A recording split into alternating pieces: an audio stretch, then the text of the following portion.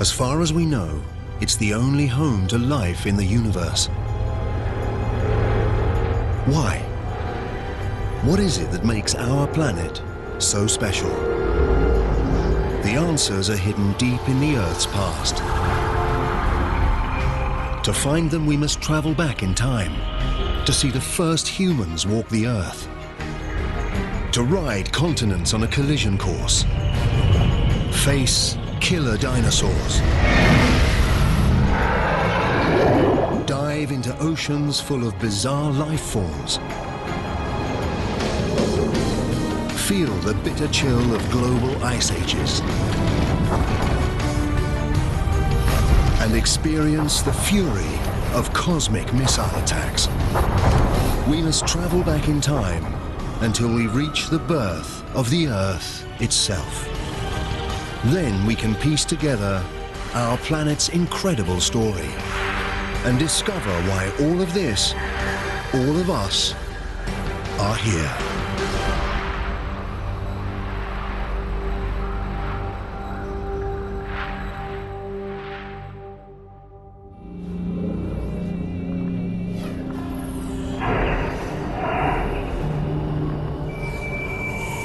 Our journey starts almost 5 billion years ago.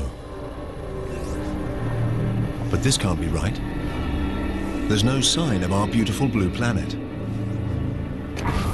Just a newborn star, our sun, surrounded by all this dust. We've arrived too early, before the Earth has even formed.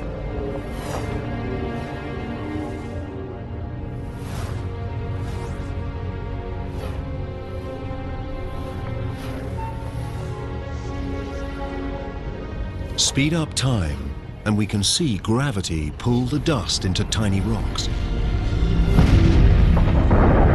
It hardly seems possible that something as complex as a planet is made from nothing more than dust and rocks.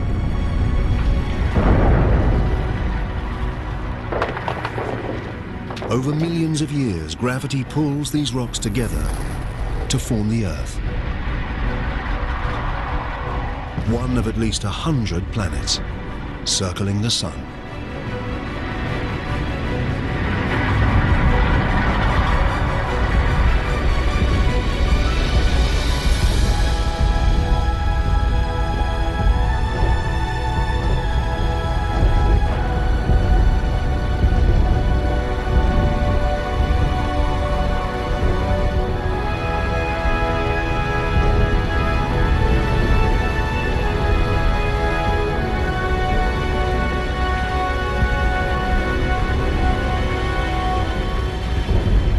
But 4.54 billion years ago, our planet looks more like hell than home.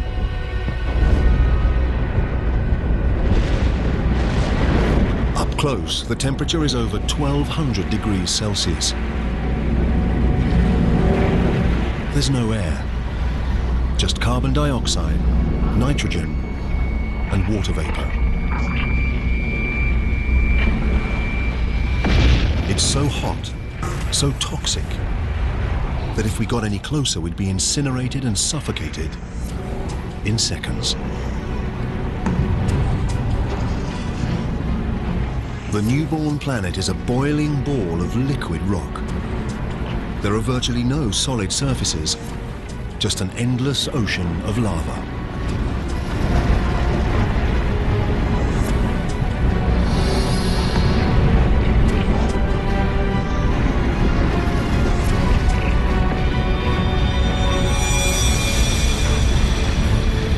A young planet called Theia is heading straight for us.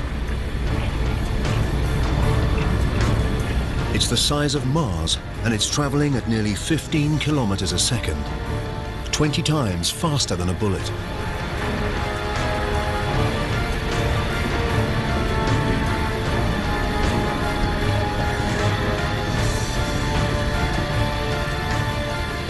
The intruder's gravity is distorting the Earth's surface.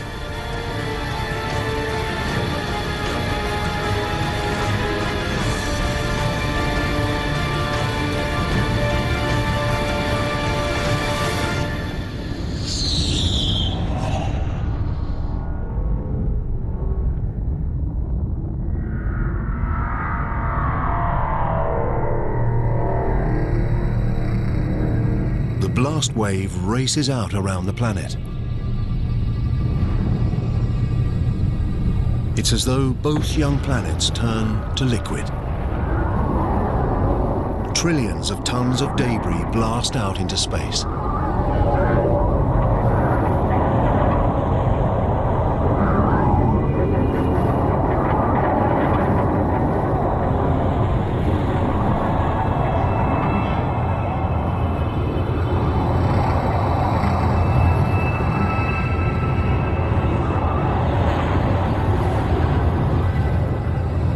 But over the course of just 1,000 years, gravity works its magic and turns the rubble into a ring of red-hot dust and rock that circles the Earth.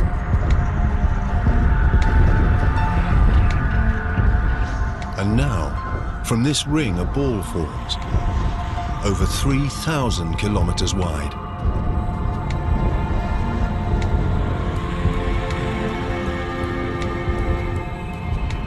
We're watching the birth of our moon. It's much closer than the moon we recognize, just 22,000 kilometers away, instead of about 400,000 kilometers.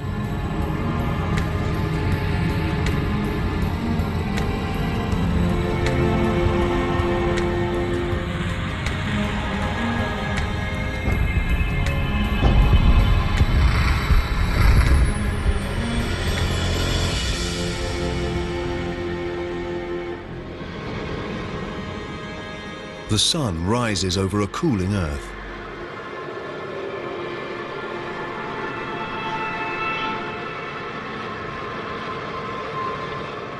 And sets just 3 hours after it rises.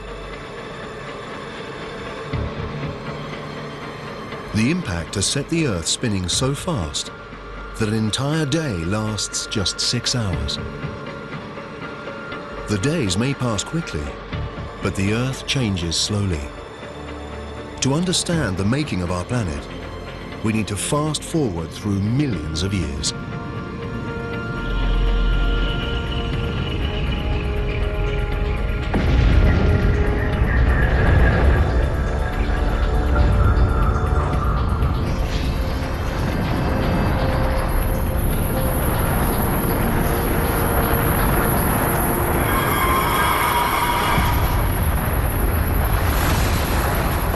A hail of meteors.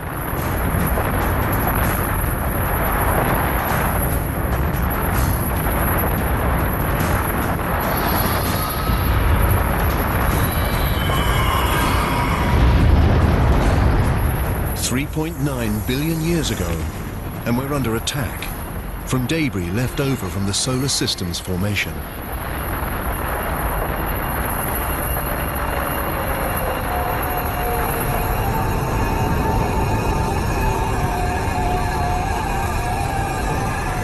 Look at these strange crystals inside the meteors. They look like grains of salt. The same salt you'd put on your French fries. And inside these, minute droplets of water.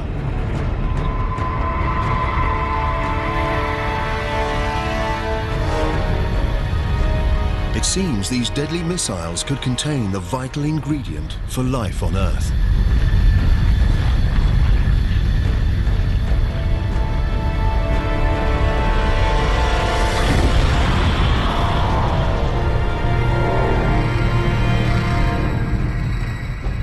There's only a small amount of water inside each meteorite.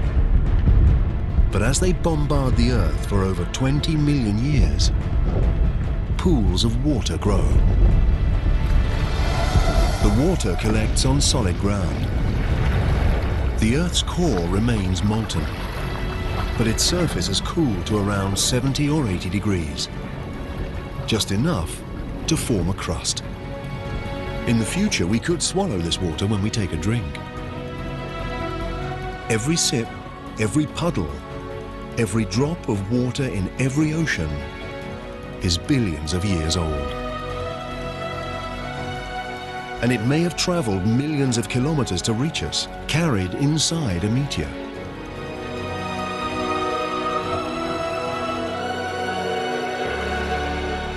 The Earth looks more familiar, but this is still a dangerous place.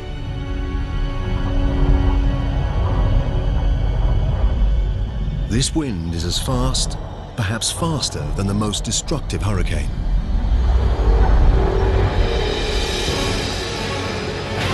It's a megastorm, whipped up by the planet's rapid rotation. The Moon is so close to Earth that its gravity is overwhelming. It creates huge tides that race across the planet's surface.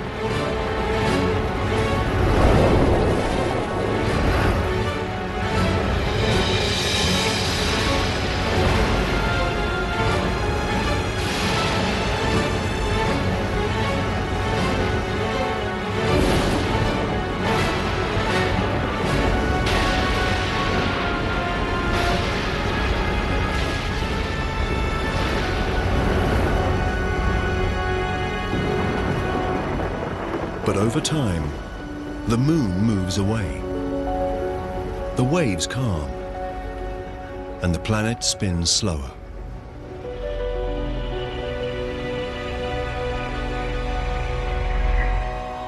"700 million years after the planet's birth, life-giving water covers its surface.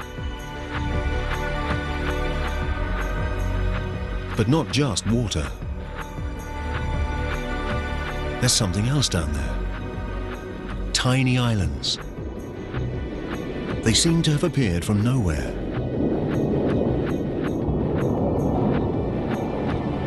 Until molten rock bursts through the Earth's crust and rises up through the ocean. Over time, the lava cools and forms a volcanic island. This is how these islands formed. In the future, they will join together to form the first continents.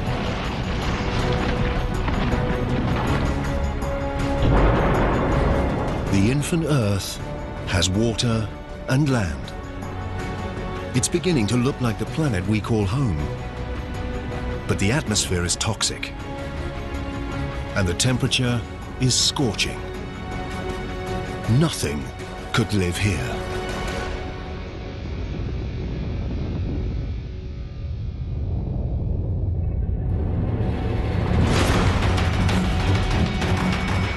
Meteors. They've been raining down since the planet's formation. But now, 3.8 billion years ago, the assault has entered a violent new phase. Something has disturbed the orbits of these meteorites. They already brought water to the planet, but they're carrying something else too.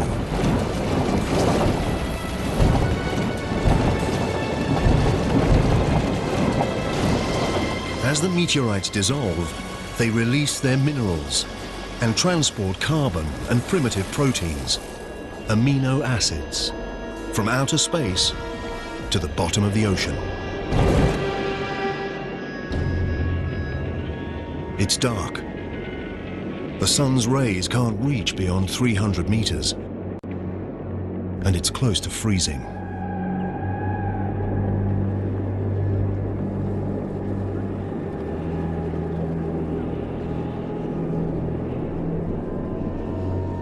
This must be a mirage.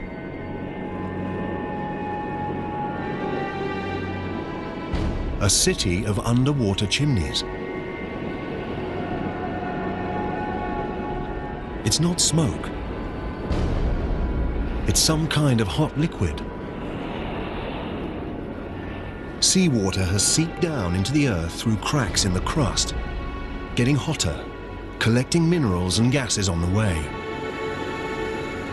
It's this potent mixture that's spewing back out into the ocean, building these towers.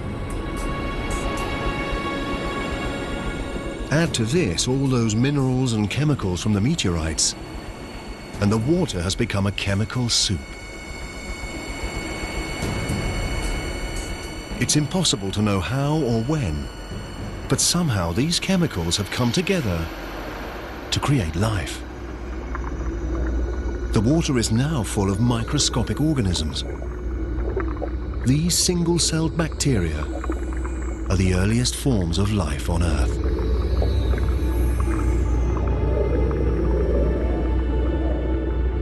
This is a defining moment in the making of the planet. Microscopic life is underway. To find more complex life, we need to travel forwards through time to 3.5 billion years ago and a shallow ocean.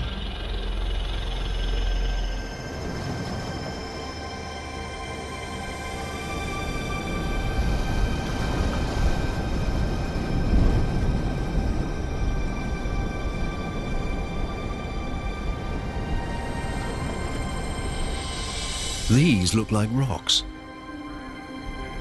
or even plants. They seem to grow out of the seabed.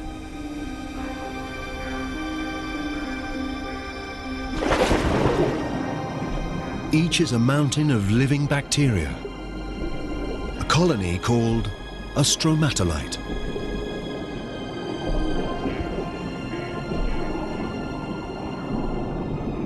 As if by magic, these bacteria turn sunlight into food.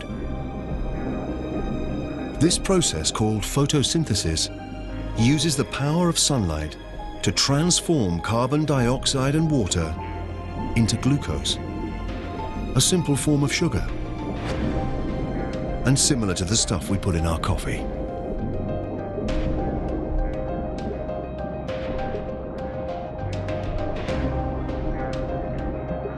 And this magical transformation releases a byproduct, a gas called oxygen. Underwater, the stromatolites slowly fill the oceans with oxygen.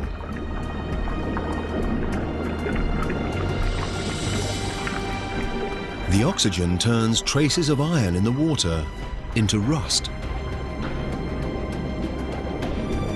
This falls to the ocean floor to form deposits of iron-rich rock. One day we'll use this mineral to build bridges, ships, and skyscrapers.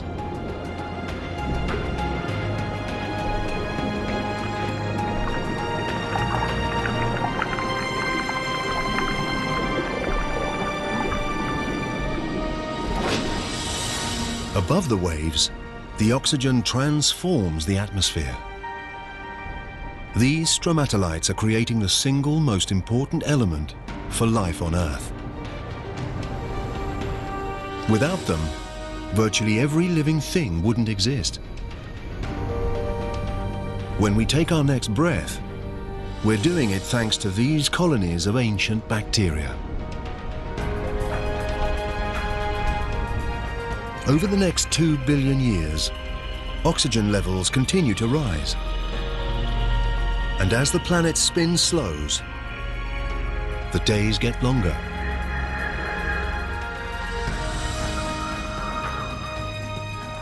Now they last at least 16 hours. We're discovering it takes a long time to make a planet. 1.5 billion years ago, 3 billion years after the planet's birth, and there's no complex life. No plants, no dinosaurs, no humans. But the Earth has something that no other planet has. A force with the power to change everything.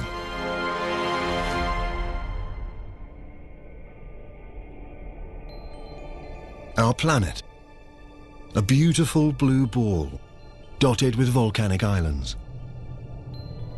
1.5 billion years ago, it's home to primitive life.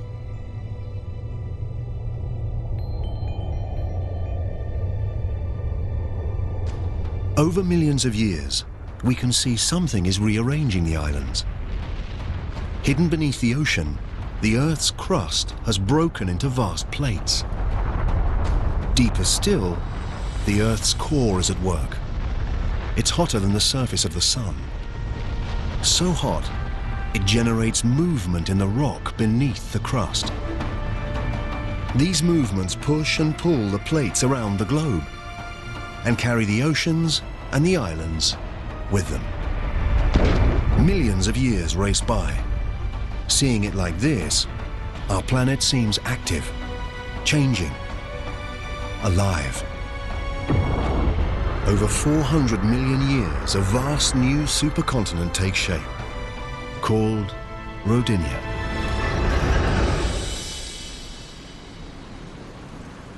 In the shallow waters around Rodinia, stromatolites have been working their magic for over 2 billion years, pumping oxygen into the atmosphere. The temperature is 30 degrees Celsius, and the days are 18 hours long.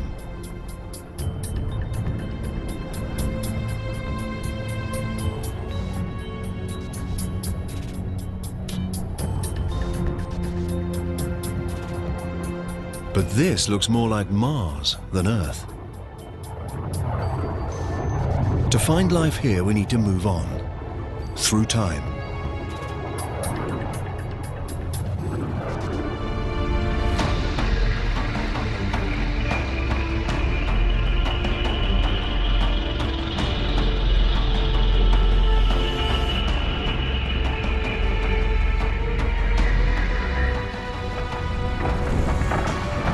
The state of Washington, 750 million years ago. Some force from deep inside the planet itself is ripping the crust to pieces. It's as though the world is tearing apart.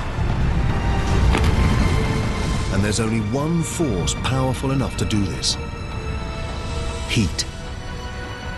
It escapes from the Earth's molten core, stretching and weakening the crust. Centimeter by centimeter, year by year, the great supercontinent is splitting in two.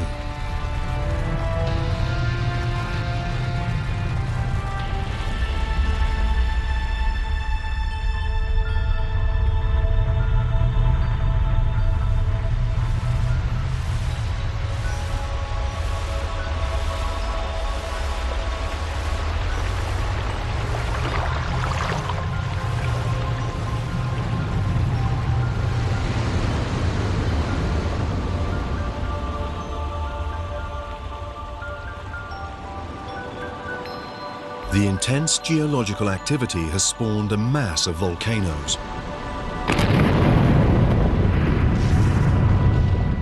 These pump carbon dioxide into the atmosphere. There's smoke and gas everywhere.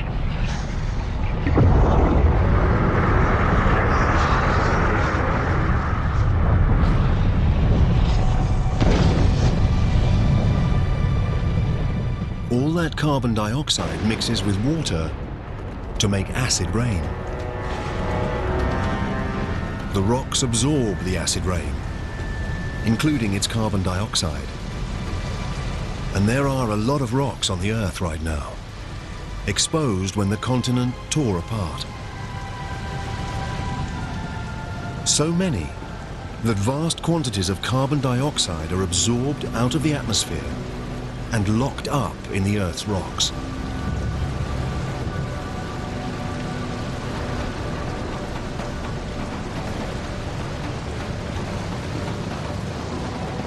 There's not enough carbon dioxide in the atmosphere to trap the sun's heat around the planet.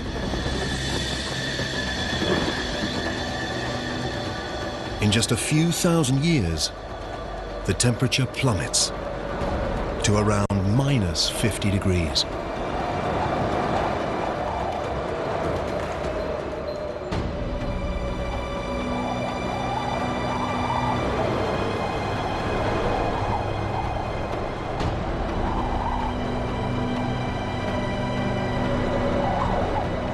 This frozen wasteland is southern Australia, 650 million years ago. It's the start of what some scientists call Snowball Earth, a period they believe to be the longest, coldest ice age ever to grip the planet. a vast wall of ice, thousands of meters high. The ice is unstoppable. The more ice there is, the more sunlight it reflects away from the planet, and the faster the ice spreads. And there's a second ice sheet, just as high. The two sheets spread away from the poles towards each other to meet at the equator.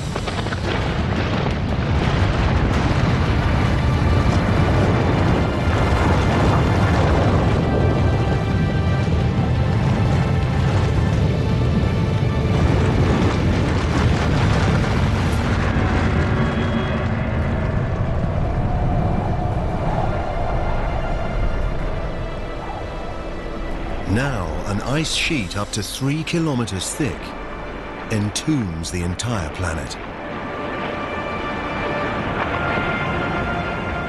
First, the planet was a molten ball of fire. Now, it's a frozen ball of ice. Virtually all the sun's light and warmth reflects back into space.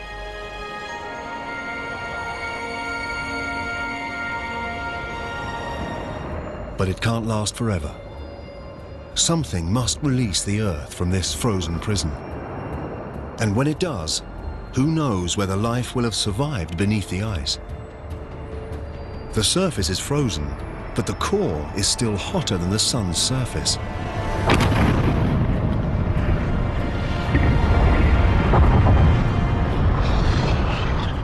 Volcanoes have been erupting since the world began to freeze. But up until now, even their heat and power made no impact on the ice.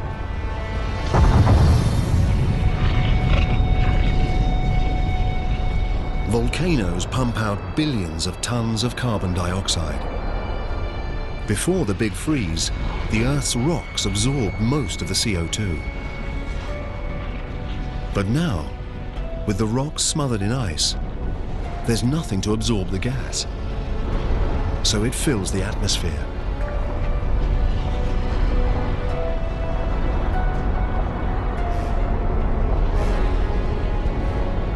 Like a blanket, it traps the sun's warmth around the planet. Temperatures rise until now, after 15 million years, the ice begins to melt.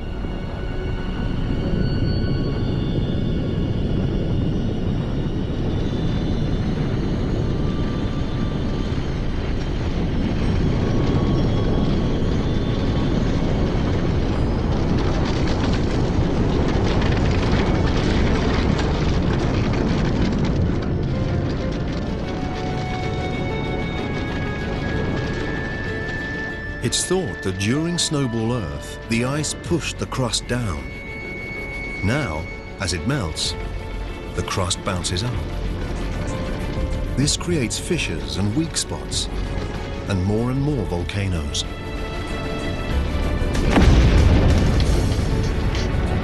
These volcanoes release more carbon dioxide and push the temperature up even higher. The melt gathers momentum. Oxygen levels rocket. Through a series of chemical reactions, the ice has created oxygen. While the planet was frozen, the sun's ultraviolet rays reacted with water molecules in the ice to produce a chemical rich in oxygen. Hydrogen peroxide, the same chemical that bleaches hair.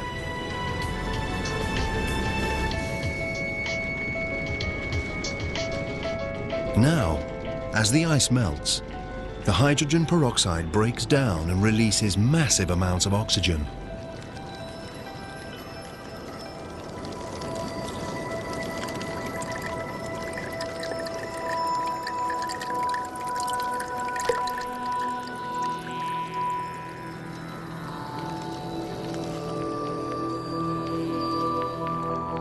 The Earth is waking up, and it's a very different place.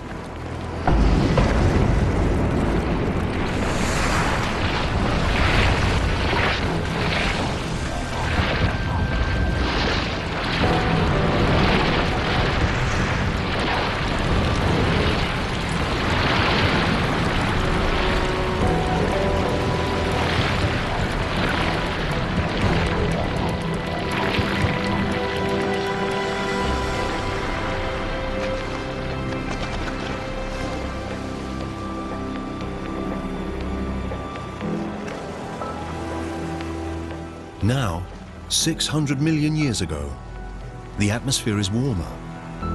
It feels like a summer's day. And the days are about 22 hours long.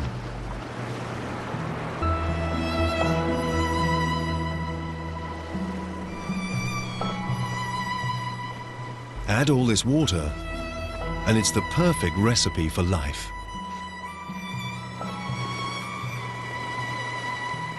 Before Snowball Earth, primitive bacteria had emerged in the oceans. But surely they couldn't have survived an ice age 75 times longer than the entire span of human history.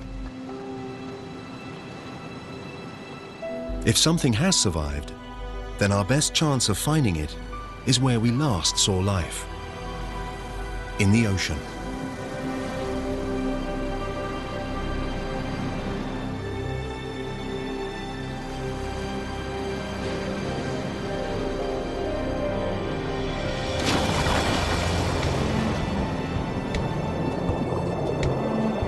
Now, 540 million years ago, in an ocean full of oxygen, those primitive bacteria have evolved.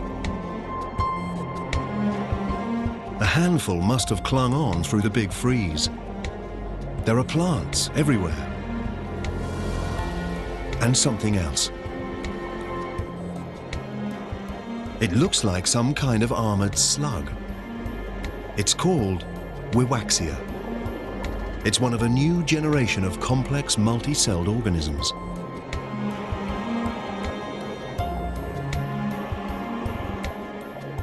We're entering one of the most dynamic periods in the Earth's story, the Cambrian explosion. Increased oxygen levels allow creatures to grow larger and develop bony skeletons. There are worms, sponges, and these. They're trilobites, distant relatives of insects, lobsters, even scorpions.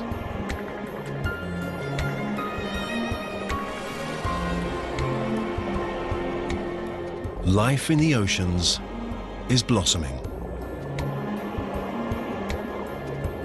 From microscopic bacteria to a monster like this.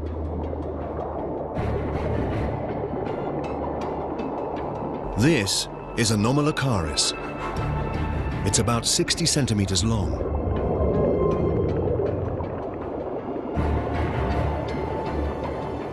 Look at its large eyes, its razor-sharp teeth and grasping limbs.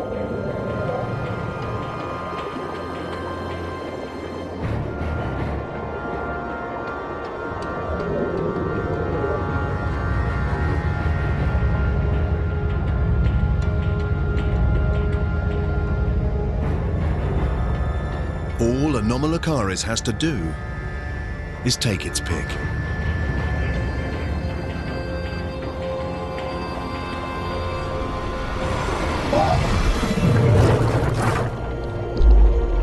The trilobite can't right itself. Its soft belly is exposed.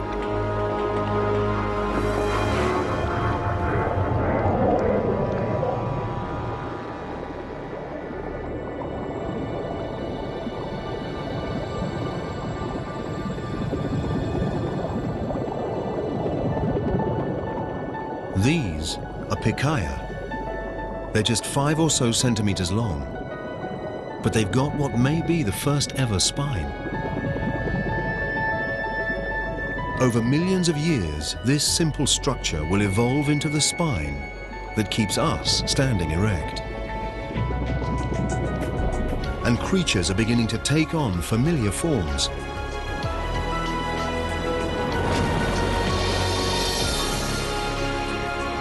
Beneath the waves, there are already tens of thousands of plant and animal species. The advance of life seems unstoppable.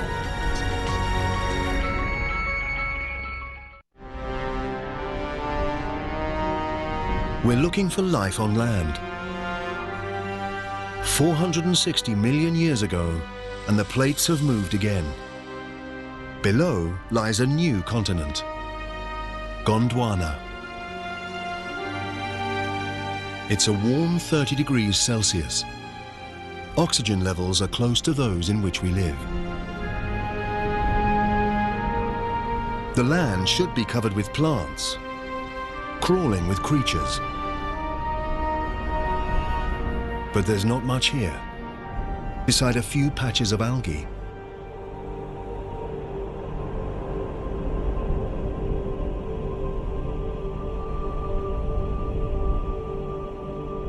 There's only one explanation. The sun. It blasts the surface with deadly radiation. The complex life we've seen in the ocean doesn't stand a chance on land. But 50 kilometers up, where the rays enter the Earth's atmosphere, something strange is happening. When oxygen meets the sun's radiation, the oxygen turns into another kind of gas, called ozone. This gas forms a blanket around the planet. This ozone layer absorbs the lethal radiation.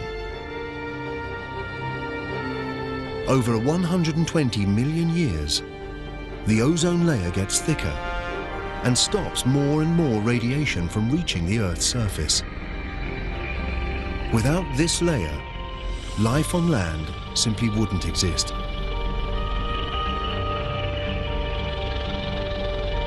Now, shielded from radiation, life blossoms.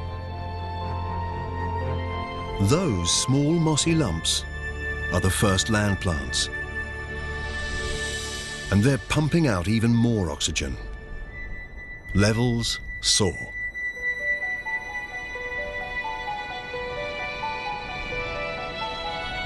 $375 million years ago.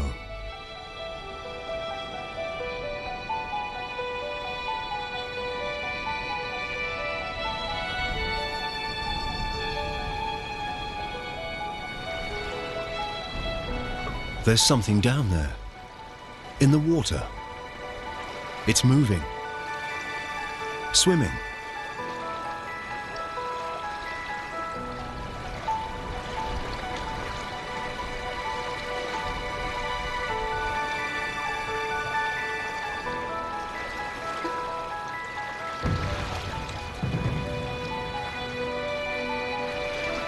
It's a strange fish called a tiktaalik.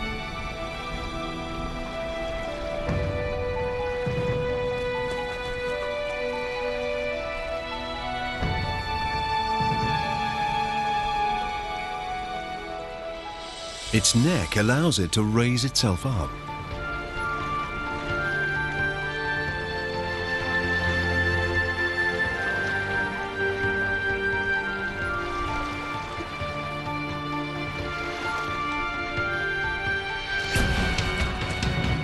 It uses its fins as if they're legs.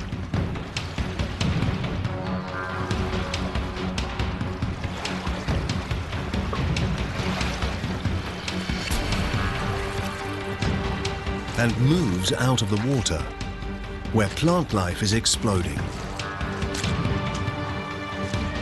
Over 15 million years, these creatures called tetrapods evolve. They grow stronger limbs and spend more time out of the water. Until 360 million years ago, they make the land their home.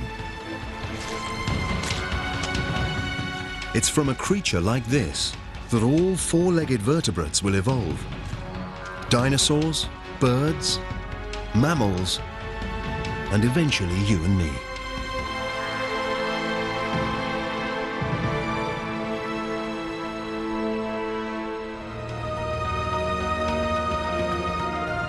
We've come a long way, from a lump of burning rock and dust to a blue-green planet bursting with life.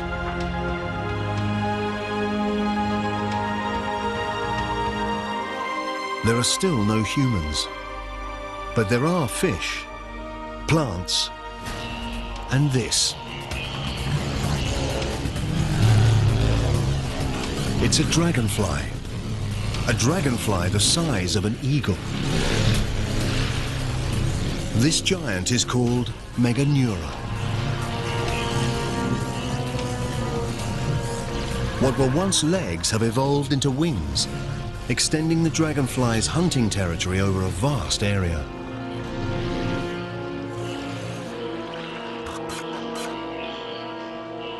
There are millipedes, spiders, all sorts of bugs down there. These creatures, called arthropods, were among the very first to set foot on land. They've already been around for hundreds of millions of years. They look almost identical to the bugs that invade our homes today. Except for one big difference. Like Meganeura, they're monsters. We've stumbled into a lost world of giants, where millipedes are 2 meters long, and scorpions the size of wolves. All the oxygen in the atmosphere allows their respiratory systems to be more efficient and frees up space for their bodies to grow. A lizard-like creature called Hylonomus. The creatures we've seen so far laid their eggs in the water.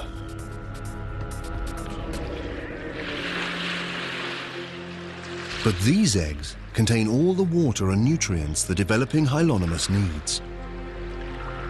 The babies are growing in their own self-contained pond.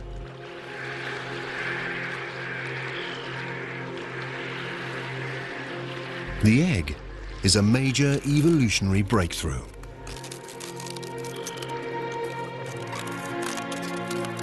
Now animals can leave the water behind and conquer the land.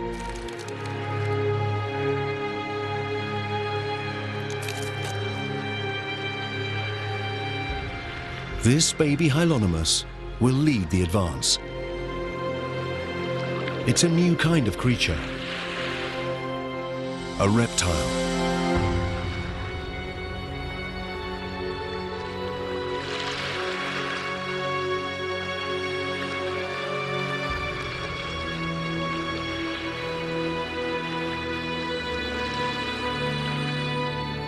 Inevitably, with life comes death. There's so much dead plant matter, it builds up and decays into dense, soggy layers. Over hundreds of millions of years, rocks will cover these layers. Heat from the Earth's core and pressure from the overlying rocks will transform the layers of dead plants into seams of coal. Each lump of coal we burn today to warm our homes and fire our power stations is made of plants that died 300 million years ago.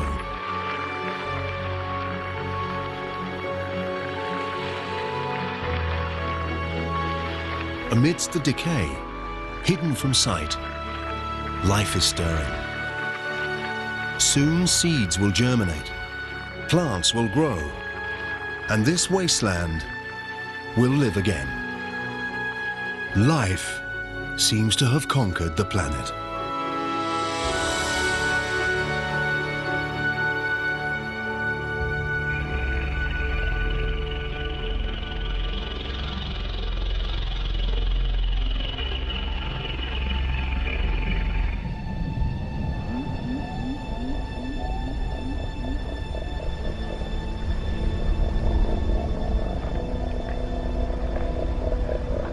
A herd of creatures graze the Siberian plains. They're not dinosaurs. They won't set foot on Earth for at least another 20 million years. But they're big. Evolution has taken a huge leap forwards. The small lizards we saw earlier are now giant reptiles. These are scutosaurs, the distant relatives of turtles. They're plant eaters, And if the plant eaters look this tough, the carnivores must be seriously mean.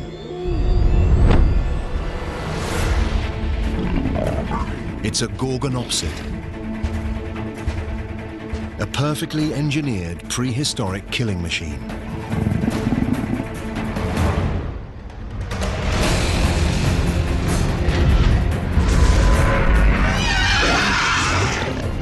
The Gorgonopsid's saber teeth have wounded the scutosaur.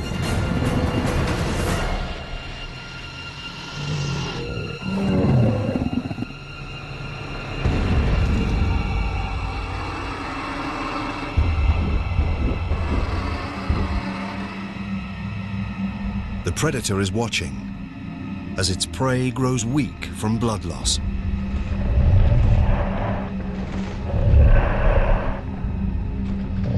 Until, hold on, it's backing off. Something strange is happening. The ground is getting hot.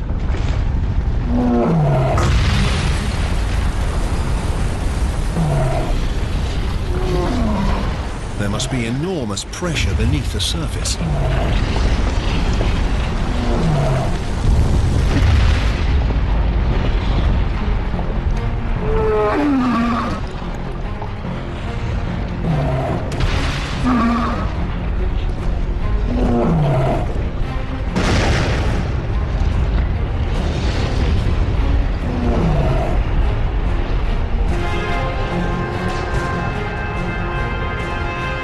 There's lava, but this isn't one single volcano.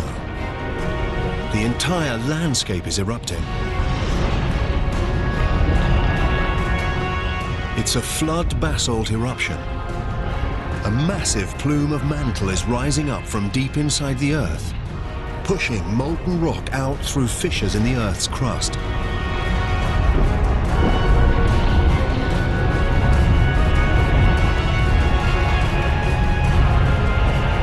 The lush paradise is now a lifeless hell. The scutosaurs and the Gorgonopsids are dead. They're the first casualties in the greatest mass extinction the world has ever seen. The Permian extinction.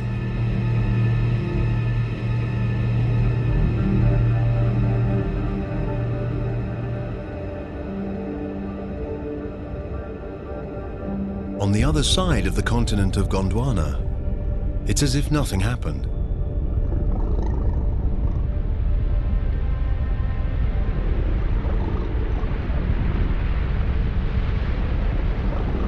Snow.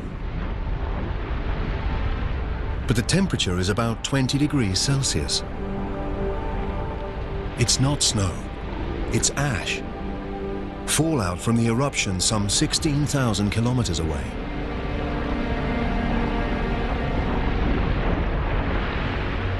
The ash burns, suffocates, and kills animals around the world.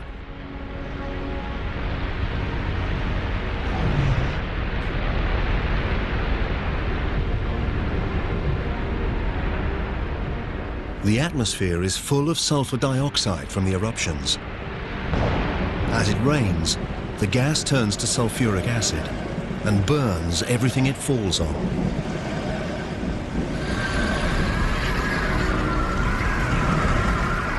At first, it seemed like this was a local disaster, but now it's gone global.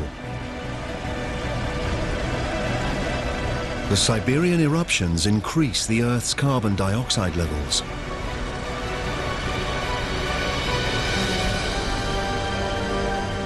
The atmosphere gets hotter. Water evaporates. Vegetation dies. We thought life had finally found a foothold.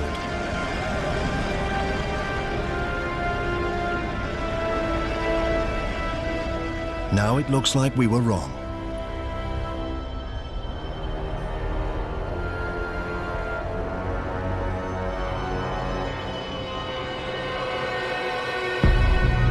There are no signs of life on land, but in the oceans, this can't be right. The oceans are turning pink.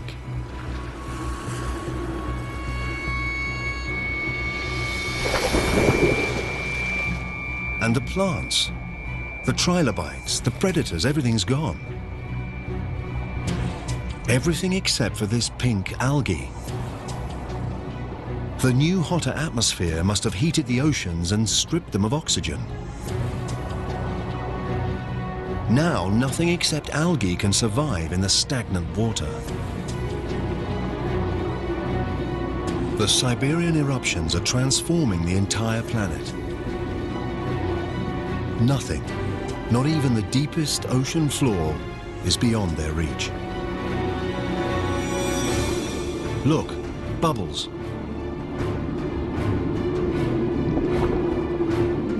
But it's not oxygen, it's methane, escaping from vast pockets of methane gas beneath the seabed. Methane is a greenhouse gas, at least 20 times deadlier than carbon dioxide. Until now, the gas has been frozen, but as the sea temperature rises, the gas begins to melt.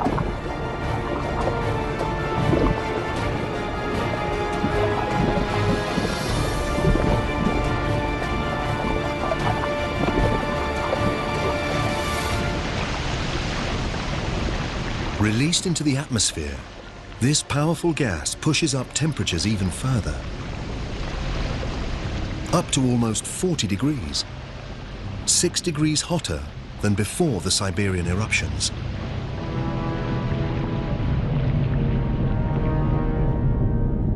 Now, even the creatures that have made it this far are doomed. It's 500,000 years since the eruptions first began. And all this time, for 500,000 years, the lava has been pouring out. By now, it covers an area the size of the United States, with a layer of molten rock nearly 6 kilometers deep. 250 million years ago, we're back where we started, on a lifeless planet. Almost.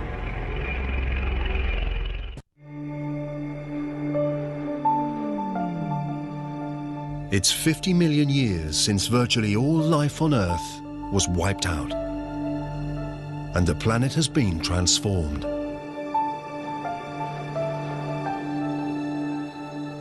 It's now 200 million years ago,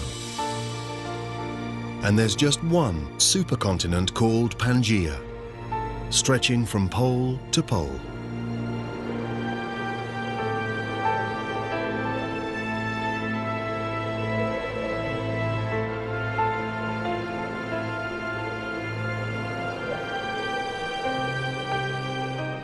After the trauma of the mass extinction, the planet is healing. Temperatures are stabilizing. The acid rain is neutralizing and vegetation returning.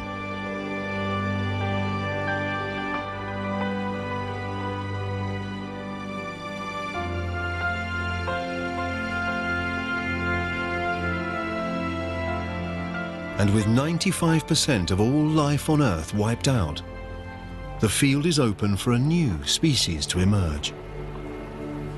One that will dominate the planet like no other before or since.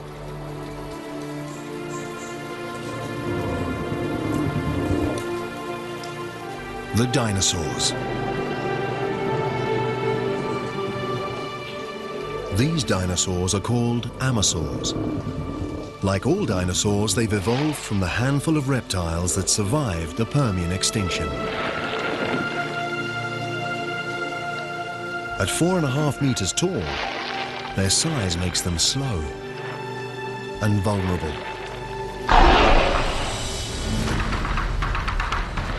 A Dilophosaurus. 2 of them.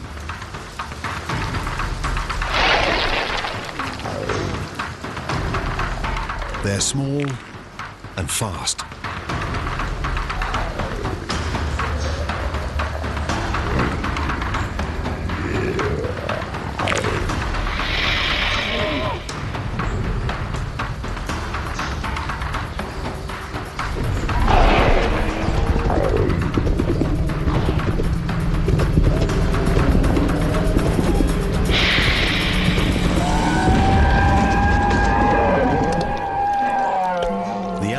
Dilophosaurus is too big a meal for one Dilophosaurus, but not for two.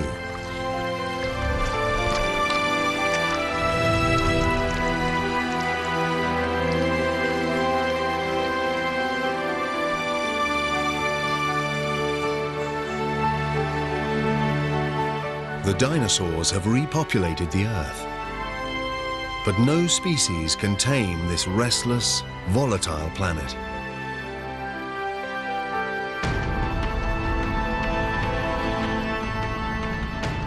The Earth's crust is thinning here. It's releasing lava, shaking with earthquakes, as though it's being stretched by some unseen force.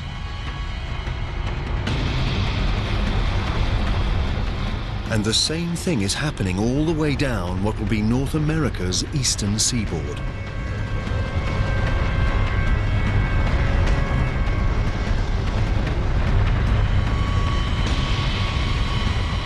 The Earth's plates are on the move again. 190 million years ago, the great supercontinent of Pangaea breaks up.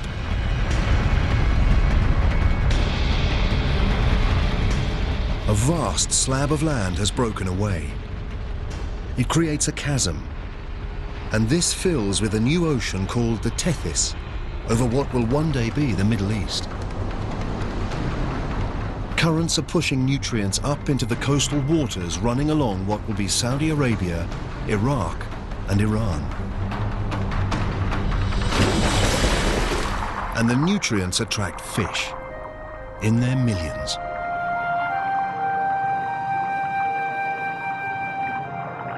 And with so much life, also comes death. Dead fish and plankton carpet the ocean floor.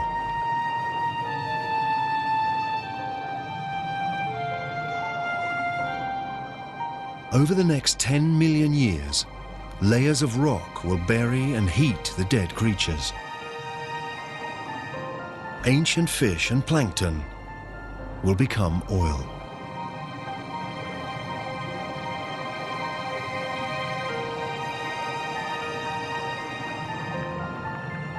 Every liter of fuel in our cars,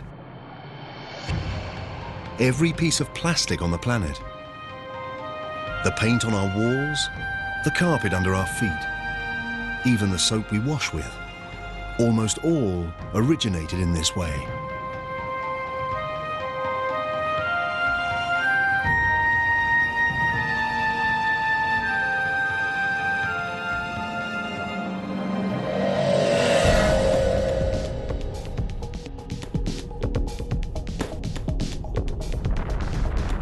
$180 million years ago, and further west the North American plate is still moving away from the European and Asian plate. It happens slowly, at about 2.5 centimeters each year, the same speed as our fingernails grow. But hit fast forward, and a new ocean forms right beneath us, and new continents.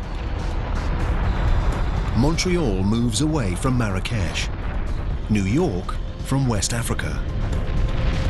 The world as we know it is taking shape. The chasm between the two continents fills to create a vast ocean, the Atlantic.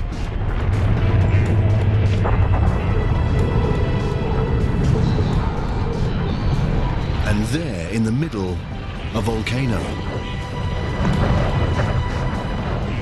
We've seen plates move before. We know it's caused by currents deep beneath the Earth's crust.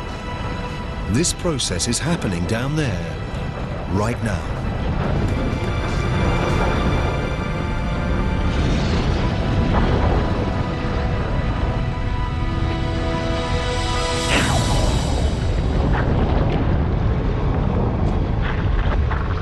The entire sea floor has been torn in two and pushed up into a ridge of mountains and volcanoes. It's growing higher than the Himalayas and longer than the Rockies. The water's hot here. Molten lava is forcing its way out from deep inside the Earth. As the lava cools, it's creating a new range of volcanic mountains and new ocean floor. This is what's pushing the plates and Pangaea apart and rearranging our world.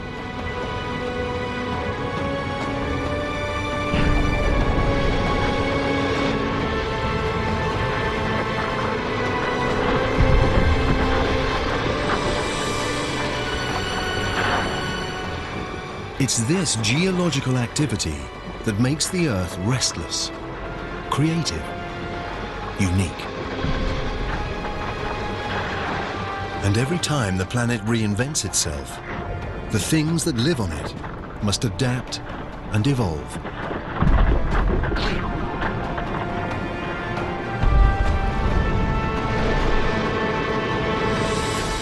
Things like these, they're ichthyosaurs.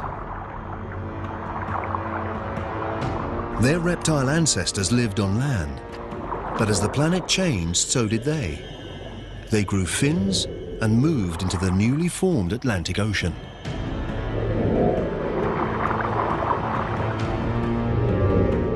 This one is 6 meters long and fast. It travels at about 40 kilometers an hour.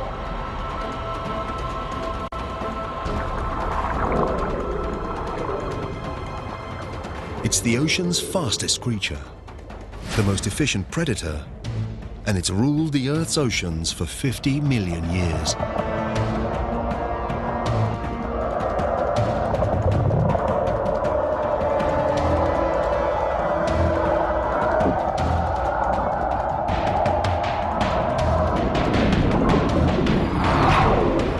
But now there's a new contender for the crown.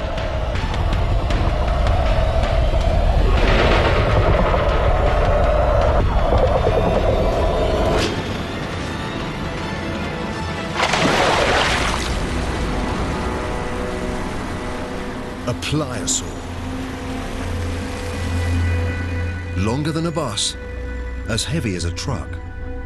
Its jaws are immense, over 8 times more powerful than a great white shark's.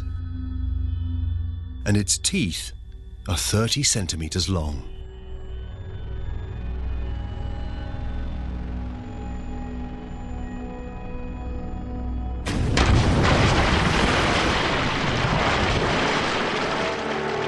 The Earth, and the creatures that live on it, has changed beyond recognition. This was once solid ground. Now it's the Atlantic Ocean.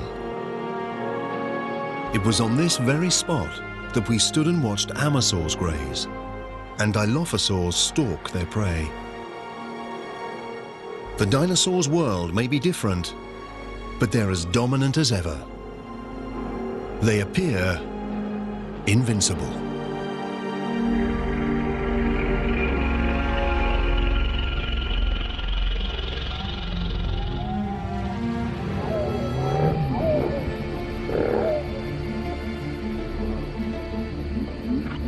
It's a shrew-like mammal, and it's evolved from the small number of mammals that survived the mass extinction 185 million years ago. It's also prey for the dinosaurs. This is why most mammals live in the trees or underground and venture out at night. Mammals are no threat to the dinosaurs.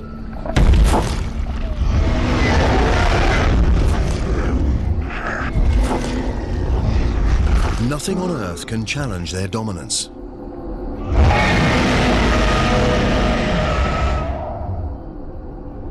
Nothing on Earth.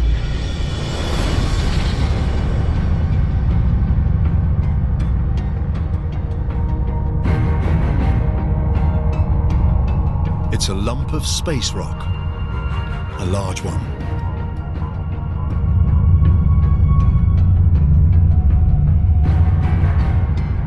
This asteroid is about 10 kilometers across, bigger than Mount Everest.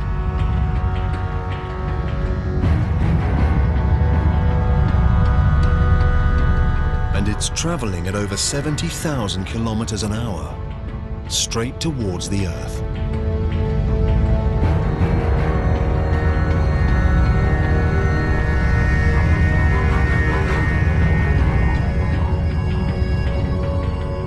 heading for the Gulf of Mexico, just off the Yucatan Peninsula.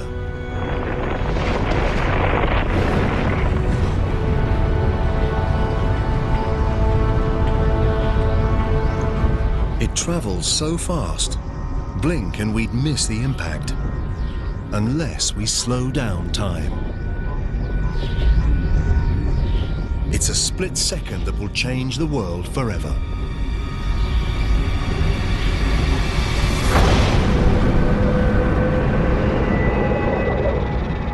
At the moment of impact, the asteroid's back edge is still at nearly 11,000 meters, the same height as a commercial aircraft flies.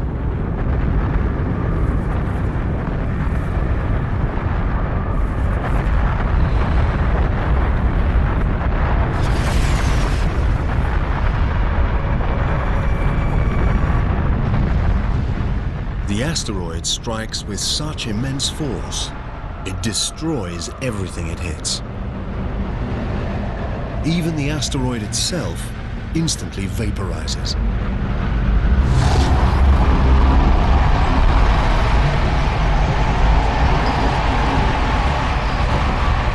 The impact unleashes the energy of millions of nuclear weapons.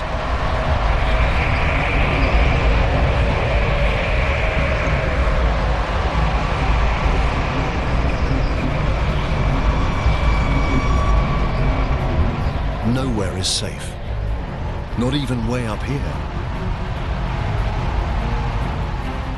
Some of these boulders are as big as entire city blocks.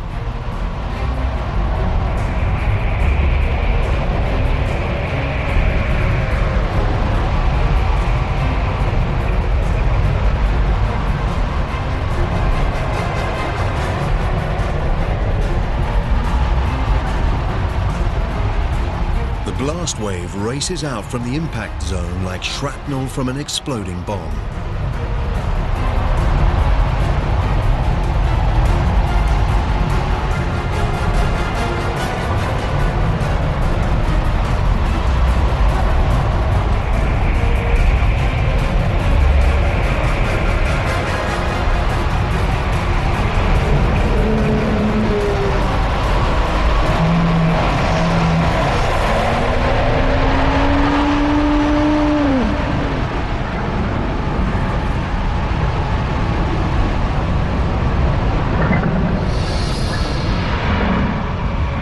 After impact, thousands of kilometers from where the asteroid struck, the Earth is under attack from every direction. Boulders rain down.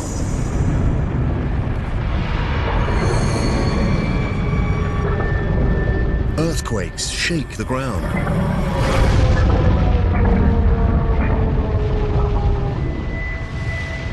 And tsunamis batter the coasts.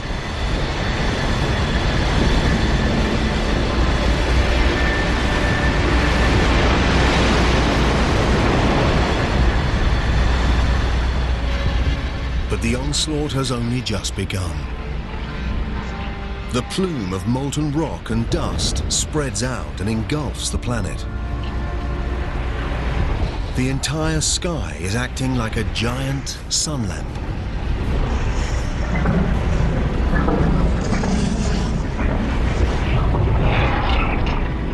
The Earth's surface heats up to 275 degrees. Vegetation begins to spontaneously ignite.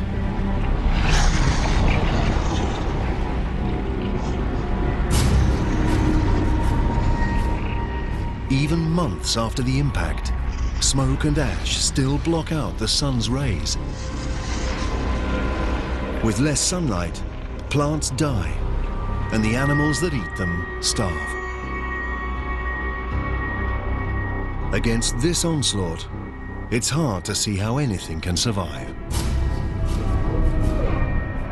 The dinosaurs' 165 million year reign is over.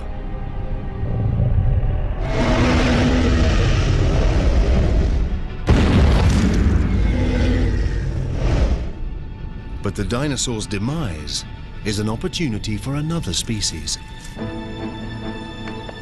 Mammals. By living underground, they've avoided the heat and the fires. And by eating anything and everything, they thrive while more selective eaters die.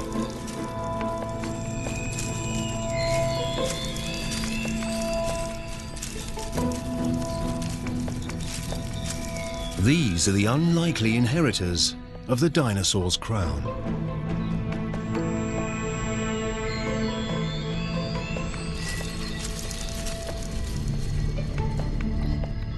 And as one story ends, another begins. With the dinosaurs out of the way, this could be our ancestors' chance.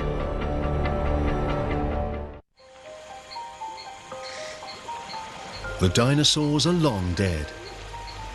The planet is peaceful.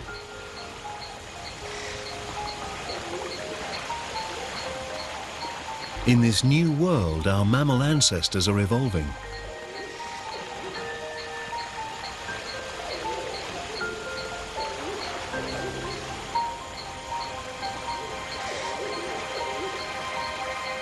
This lake, 47 million years ago, in what will one day be Germany, should be the perfect place to spot them.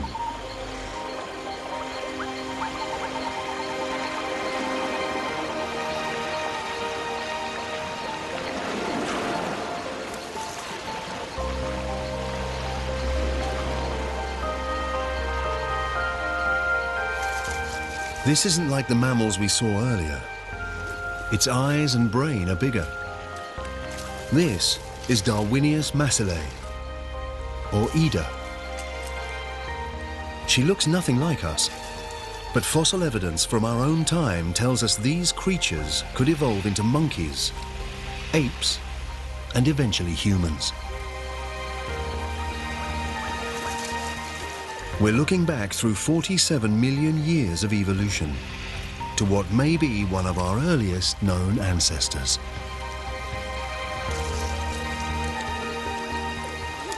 The lake sits on a volcanic crater. It belches out noxious gas.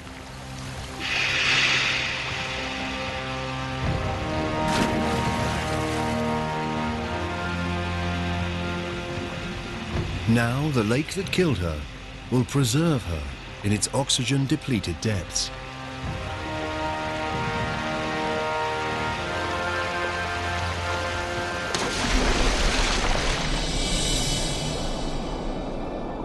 One day, when the water has gone and Ida is fossilized in stone, we will discover her and recognize in this primitive primate what could be the very beginning of our own story, the story of human life.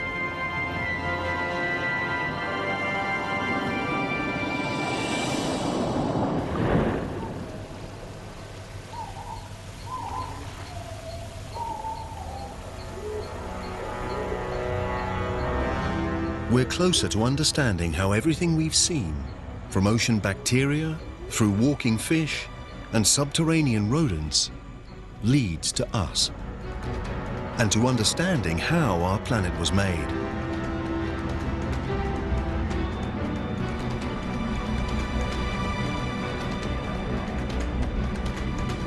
"47 million years ago, and the atmosphere is much like our own. The temperature is 24 degrees Celsius, and a day lasts just under 24 hours. The Earth we're looking at now is almost identical to the planet we call home. Almost.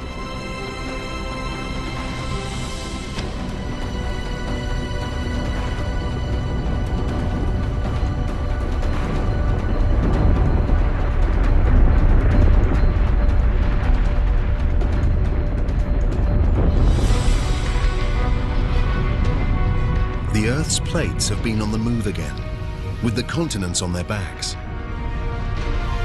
India moves north towards Asia.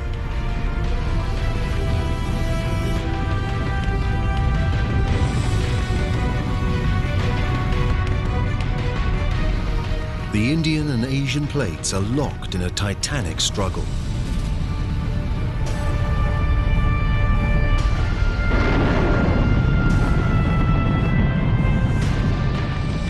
Neither plate is winning.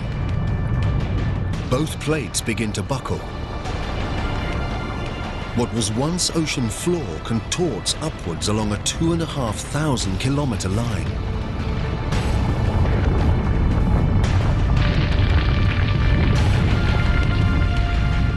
A vast mountain range rises up. 1,500 meters, 4,500 meters.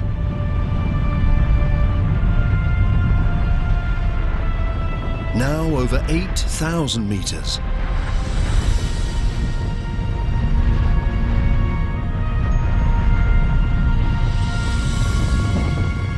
These are the Himalayas.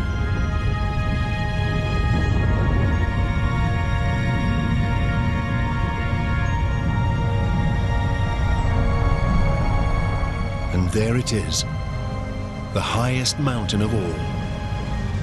Mount Everest.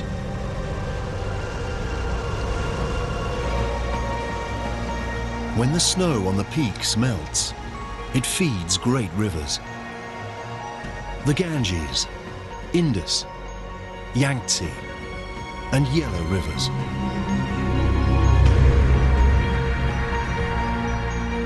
The Himalayas are like a vast water tower. One day their rivers will supply water for almost half the world's population.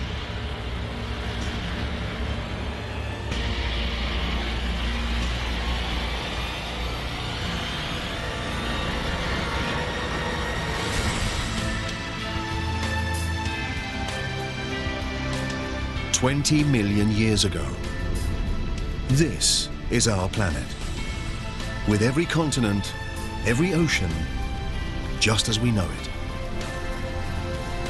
Except there's one thing missing. Us, the human race. For humans to evolve, something somewhere down there has to change.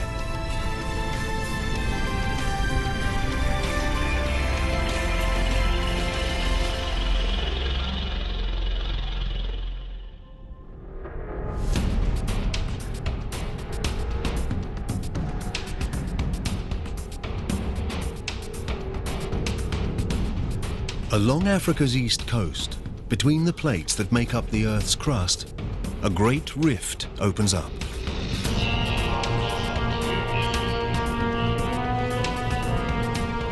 The rift stretches nearly 6,000 kilometers.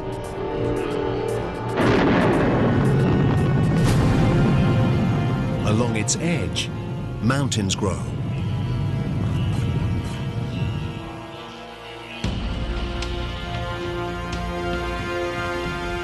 There. It looks like an ape, not a human. It might stay in these trees forever, but its world is changing.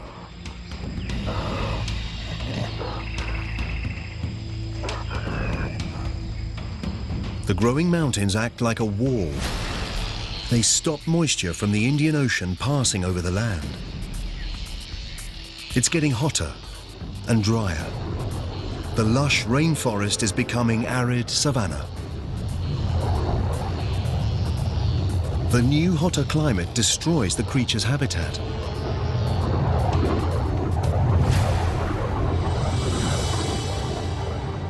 It forces them to search further afield for food, to stop dragging their knuckles on the floor like apes, to stand and walk on 2 feet. It's the most important step in the human story. This mountain range along Africa's east coast could be the reason we walk on 2 feet. It seems incredible.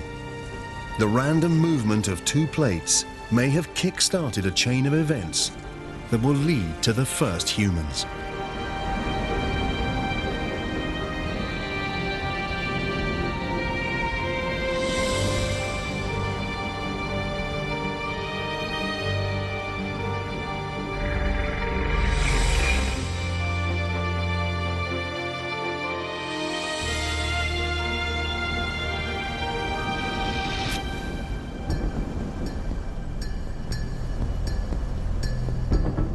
man and child. It could be a scene from our own time, but it's 1.5 million years ago. These are an early species of human called Homo erectus. And these are the first footprints like our own. Civilizations past and present, everyone that's ever lived, the greatest inventions, the most brilliant ideas, human history in all its complexity and splendor begins here and now.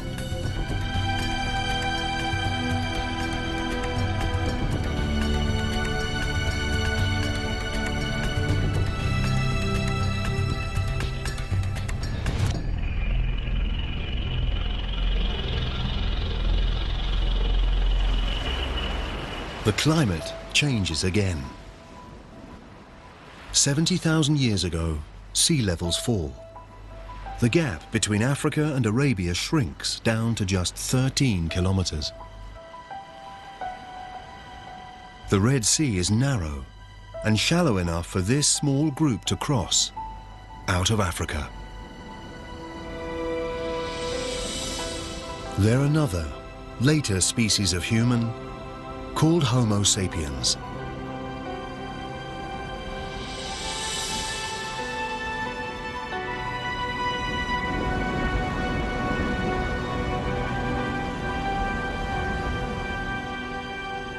They've made it across. Scientists believe every man, woman and child outside of Africa is descended from these 200 or so individuals. Over time, our ancestors multiply and spread out to India, onto Asia, and into Europe.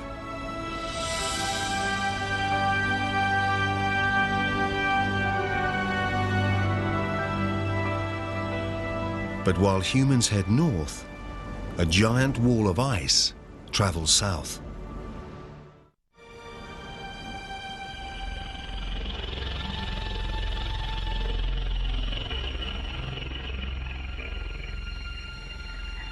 Europe, 40,000 years ago. Our Homo sapiens ancestors are arriving, only to find a world that's changing fast. It's getting colder. It should be the height of summer, but the plants are frostbitten. The rivers are frozen.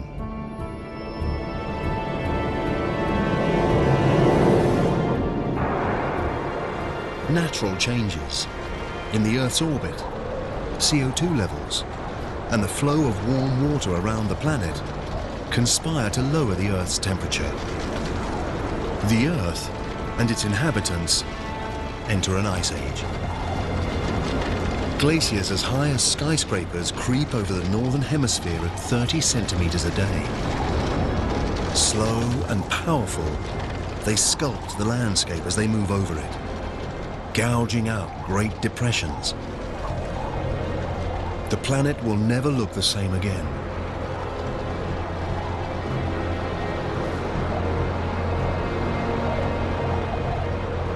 Now, around 20,000 years ago, they grind to a halt. Much of the northern hemisphere is covered by ice sheets up to 2.5 kilometers thick. With trillions of gallons of water locked up as ice, sea levels fall.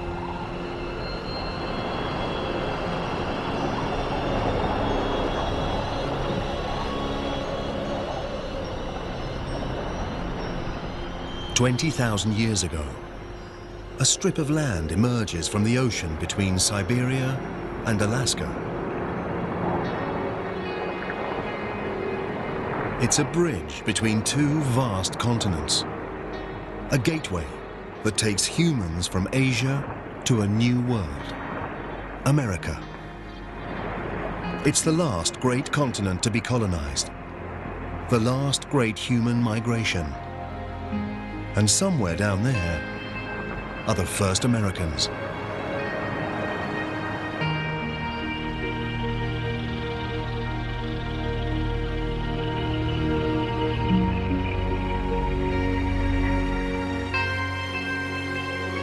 Now, 14,000 years ago, the changes that triggered the Ice Age go into reverse. As the ice retreats, it reveals a very different northern hemisphere. The glaciers gouged out huge depressions. Now they fill with water to become North America's Great Lakes.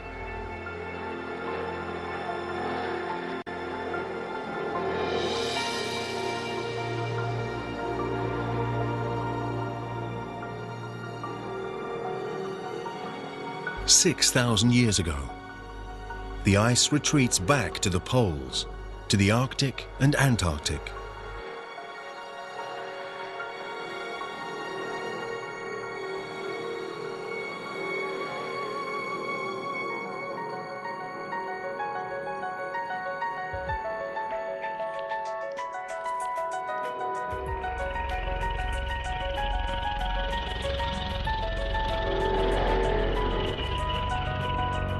After a 4.5 billion year journey, we've made it. We're back home. This is our world, our time.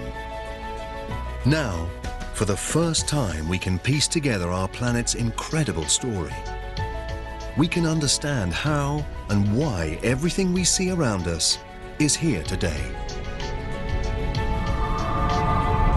From the skies above us, to water, the essential ingredient for life. The ground beneath our feet.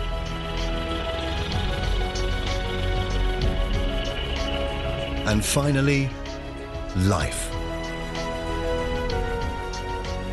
The spectacular result of a chain of catastrophes and coincidences. Each triumph, each disaster is a step on the trail that leads to here. To each and every one of us, right now.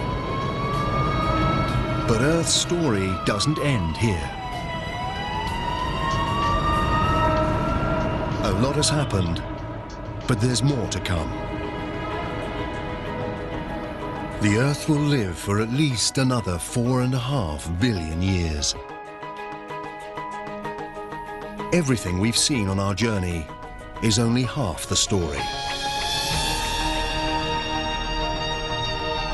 Just imagine what wonders, what terrors, what strange creatures lie ahead for our restless, creative planet.